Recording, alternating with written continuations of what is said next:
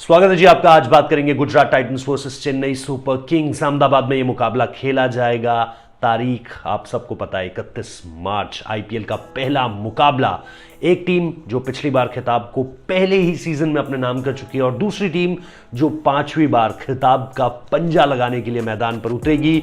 हर बार महेंद्र सिंह धोनी की कप्तानी में ये टीम इस ट्रॉफी को उठा पाई है। 2010, 2011 बैक टू बैक इस ट्रॉफी को जीतने वाली पहली टीम। उसके बाद 2018 जब सस्पेंशन से वापस आती है और फिर 2021 दमदार खेल रहा है चेन्नई सुपर किंग्स का। लेकिन हम आज बात करेंगे कि आपकी बेस्ट 11 क्या हो सकती है और बेस्ट 11 के साथ साथ और विकल्प क्या है। इंपैक्ट प्लेयर का रूल मत भूलिएगा इस बार, क्योंकि गेम चेंजर होने वाला है इंपैक्ट प्लेयर का रूल।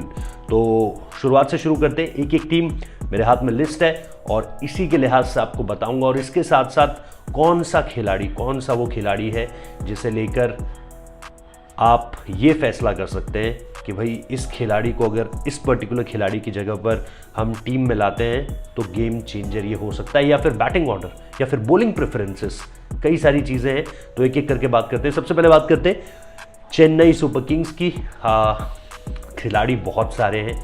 बेन स्टोक्स के आने के बाद एक बैलेंस भी आया है और इसके साथ साथ एक ऐसी स्ट्रॉन्ग पर्सनालिटी भी इस ड्रेसिंग रूम का हिस्सा होगी जिसकी कप्तानी के बारे में हम जानते हैं, जिसके बड़े मैचेस में परफॉर्मेंसेस के बारे में हम जानते हैं, जो जानता है चैंपियन बनाना। तो शुरुआत से शुरू करते हैं। मेरी पर्सनल चॉइस वैसे तो ये रहेगी कि सीएसके करे, ऋतुराज गायकवाड़ और बेन स्टोक्स के साथ ओपन। हालांकि कॉनवे का फॉर्म बहुत ज़बरदस्त है। पता नहीं अगर सीएसके इस तरीके से करता है तो could be a game changer for them, ऐसा मुझे लगता है। लेकिन अभी आइडियली चलते हैं ऋतुराज गायकवाड़ और कॉनवे के रन्स आए। ऋतुराज गायकवाड़ का पिछला सीजन शुरुआत में उतना अच्छा नहीं रहा था, लेकिन उसके बाद खासतौर पर पुणे के ग्राउंड्स में latter half of the tournament runs आए हैं। लेकिन हमें पता है कि 2021 में जब सीएसके चैंपियन बनी थी, one man stood apart, Ruturaj Gaikwad. तो इस नाम को बिल्कुल मत भूलिएगा। इसके बाद मैंने 2021 में भी यही कहा था कि भाई मोइन अली को लाओ नंबर 3 पर। मोइन अली से बोलो कि भाई आपको जाकर स्लॉग करना है। 0 पर 1 हो गया हो, पहला विकेट पहली गेंद पे गिर गया हो, या पहला विकेट 10 ओवर के बाद गिरा हो, 12 ओवर के बाद गिरा हो, आपको जाकर सिर्फ ताबड़तोड़ बल्लेबाजी करनी है। एक मोमेंटम अगर मिल चुका है, शुरुआत अच्छी हो गई है, तो उसको कैरी फॉरवर्ड करो। नहीं मिला है तो ये आपका काम है कि मोमेंटम अच्छा आना चाहिए। इसके बाद भाई मैं चाहता हूं बेन स्टोक्स खेले, क्योंकि इसके नीचे बेन स्टोक्स बहुत लेट हो जाएगा। आपका बड़ा खिलाड़ी है, ज़्यादा से ज़्यादा गेंदें लेगा, मज़ा आएगा उसको देखने में। Ben Stokes at number 4। At number 5 आपके पास अंबाती रायडू या फिर शिवम दुबे में से कोई एक चुन सकते हो आप। मैं दोनों के साथ जाना थोड़ा भी अवॉइड करूंगा शुरुआत में।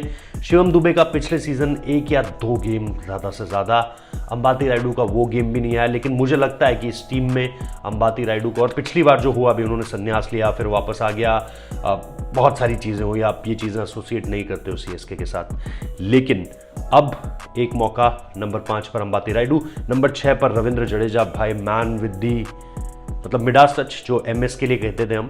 लेकिन इस वक्त पे जड्डू के पास वो फॉर्म है, with the ball also, with the bat also, वो हैंडी होने वाला है। तो जड्डू आएगा। जड्डू के बाद फिर अगर आप देखो नंबर 7 पे the original number 7 MS Dhoni number 7 पे होंगे। और उसके बाद आपकी गेंदबाजों की सूची आनी शुरू करती है।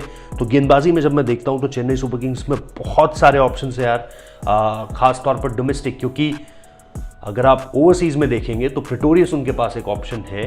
मग्गाला, सिसांदा मग्गाला उन्होंने लिए थे, लेकिन कल जो खबर आई है उसमें ये जानकारी है भाई कि उनका जो स्प्लिट वेब है, ये जो हिस्सा होता है, ये चीज़ जो है वो यहाँ पर इंजर्ड है।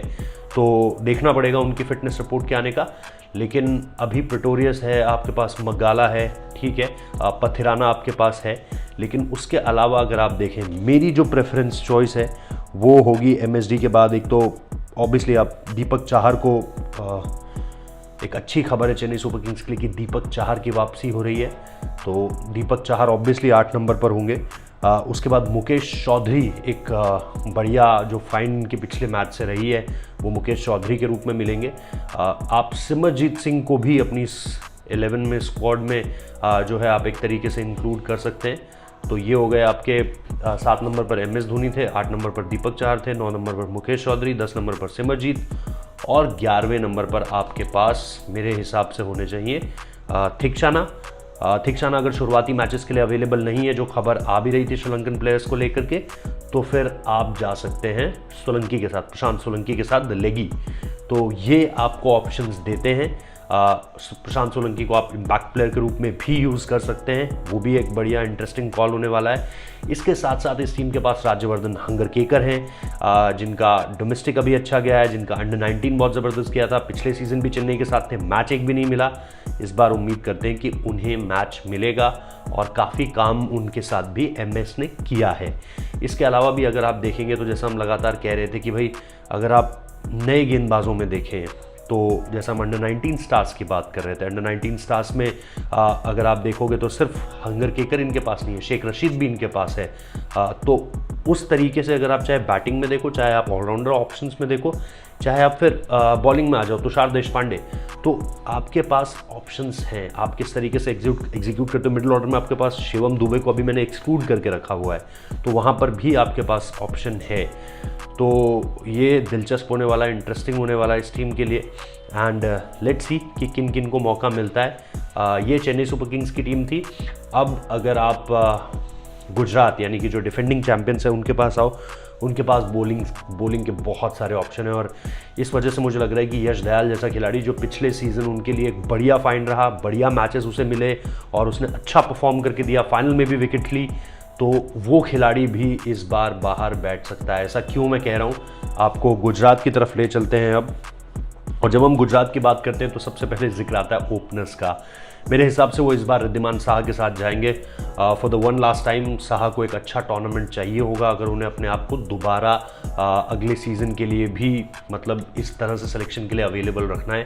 ख़राब सीज़न जाएगा तो मुझे लगता है गुजरात आगे बढ़ेगी या कुछ और देखना पसंद करेगी। रिद्धिमान साहा के साथ साथ आपको Shubman Gill, obviously man with the purple patch, Shubman Gill होंगे। उसके बाद केन विलियमसन को उन्होंने इस बार ऑक्शन में लिया था, नंबर 3। पिछली बार उनका बहुत इधर उधर रहा था। साई को हमने वहाँ पर देखा था, साई सुदर्शन अगर मैं गलत नहीं हूँ। उसके अलावा भी हमने देखा था मैथ्यू वेड वहाँ पर खेले थे। इसके अलावा एक बार हार्दिक पांड्या भी वहाँ पर बैटिंग करने के लिए आए थे। तो 3-4 ऑप्शंस उन्होंने टटोल लिए थे वहाँ पर, लेकिन उन्हें मतलब उस तरीके से फ़ायदा नहीं हो रहा था। तो इस बार केन विलियमसन है। अभी टेस्ट क्रिकेट में तो रन्स आए हैं उनके वाइट बॉल फॉर्मेट में, ठीक है, T20 में स्पेशली उस तरीके से रन्स नहीं है, लेकिन आपको उम्मीद होगी केन विलियमसन से। और जो मेरी गट फीलिंग कह रही है कि उनके रन्स आने वाले हैं इस बार आईपीएल में। हार्दिक पांड्या नंबर 4 होंगे, नंबर 5 पर आपके डेविड मिलर होंगे। और इसके साथ साथ जो फॉरेन प्लेयर्स की संख्या है वो हम बाद में भी काउंट करेंगे। चेन्नई सुपर किंग्स के साथ भी जो मेरे 4 फॉरेन प्लेयर्स थे, अगर उनके बारे में भी आपको आराम से बताऊंगा। एक बार इस 11 को आपके साथ बात कर लूँ। डेविड मिलर मेरी इस टीम का हिस्सा होंगे। उसके बाद ऑब्वियसली राहुल तेवतिया होंगे, फिर राशिद खान भी होंगे।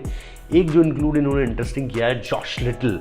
तो आई थिंक उनकी गेंदबाजी बड़ी दिलचस्प होने वाली है, पेस भी है, तो उनका सिलेक्शन बहुत ज़्यादा इंटरेस्टिंग होने वाला है। अब अगर आप गेंदबाजों में नाम डालते हैं तो आपके पास अल्जारी जोसेफ भी है, फिर आपके पास जैसा मैंने कहा यश दयाल भी है, दर्शन नालकंडे भी है, मोहित शर्मा भी हैं। तो मतलब और इसके अलावा भी आपके पास ऑप्शंस है। लेकिन मेरी जो टीम हो रही है उसमें जो मैंने राशिद खान के बाद अगर आप स्पिनर्स में भी देखेंगे तो आर साई किशोर को अगर मैं खिला रहा हूँ तो मेरे पास एक जयंत यादव का भी ऑप्शन है।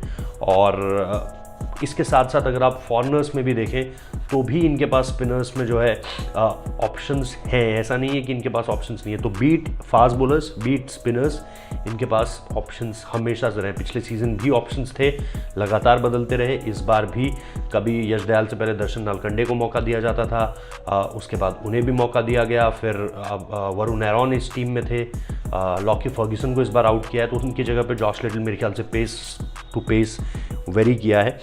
उसके बाद शिवम मावी जिन्होंने इंडिया में डेब्यू किया इस बार, और उसके बाद फिर आपके पास होंगे मोहम्मद शमी। तो ये है भाई पूरी की पूरी टीम। इसमें जैसा मैंने कहा कि इम्पैक्ट प्लेयर को लेकर आप अलग अलग खिलाड़ियों को यूज़ कर सकते हो। पिछले सीज़न जैसे उन्होंने अभिनव मनोहर को मौके दिए थे, नंबर 4 पे भी उन्हें 4 पे, इसके अलावा लोअर ऑर्डर पे भी उन्हें मौके दिए गए थे फिनिश करने के। उनका जो कर्नाटका प्रीमियर लीग होती है वहाँ पर अच्छा परफॉर्मेंस था, तो उस वजह से भी उनको टीम से जोड़ा गया था और इस वजह से वो लगातार खेलते हुए आपको नज़र भी आए थे। तो ये कुछ मेरी प्लेइंग 11 है दोनों टीमों की। इसके अलावा इम्पैक्ट प्लेयर की भी मैंने बात की, रिजर्व्स की भी बात की। 4 जो फॉरेन खिलाड़ी होंगे सीएसके के मेरे हिसाब से, पहला नाम कॉन्वे का है, दूसरा नाम मोइन अली का है, तीसरा नाम बेन स्टोक्स का है और उसके बाद तीक्षाना होंगे। अगर तीक्षाना नहीं भी होते हैं शुरुआत में तो फिर आप मिथ सैंटनर को खिला सकते हो, या फिर जैसा मैंने कहा कि मेरे पास तो इंडियन ऑप्शन भी है प्रशांत सोलंकी के रूप में, मिथ सैंटनर को आप खिला सकते हो। तो ये सारी की सारी चीज़ें होंगी जो इंटरेस्टिंग रहने वाली हैं। और क्योंकि चेन्नई में आपको 7 मैचेस खेलने हैं तो आप 3 स्पिनर्स के साथ आंख बंद करके कभी भी उतर सकते हो, इस बात को याद रखिएगा। इधर जो मेरे 4 फॉरेन प्लेयर्स होंगे उसमें केन विलियमसन का नाम है, डेविड मिलर का नाम है, राशिद खान का नाम है और जॉश लिटल का नाम है। तो ये मेरे इधर हो गए 4 फॉरेन प्लेयर्स। इन पे जैसे मैंने कहा कि अलजारी जोसेफ हो गए, जिन्हें मैं एक अपना की रिप्लेसमेंट मानूंगा अगर कहीं से भी कोई परफॉर्मेंस ख़राब होती है, ख़ासतौर पे बॉलर्स को लेकर के, जॉश लिटल को लेकर के। और अगर इंडियन बॉलर्स को लेकर तो मैंने आपको बताया है कि उनके पास यश दयाल भी हैं, अभी बैठे हुए हैं, फिर मोहित शर्मा को भी उन्होंने रखा है, दर्शन नालकंडे भी उनके पास हैं। तो ये चीज़ें देखनी होंगी। आपकी प्लेइंग 11 क्या है, आपकी बेस्ट प्लेइंग 11 क्या है, आपके रिजर्व्स क्या है, आपके 4 फॉरेन प्लेयर्स क्या हैं, आपका इम्पैक्ट प्लेयर का कॉल क्या होगा, ये कमेंट बॉक्स में बताइए। इसी तरीके से आपके लिए वीडियोस लाते रहेंगे। Thank you.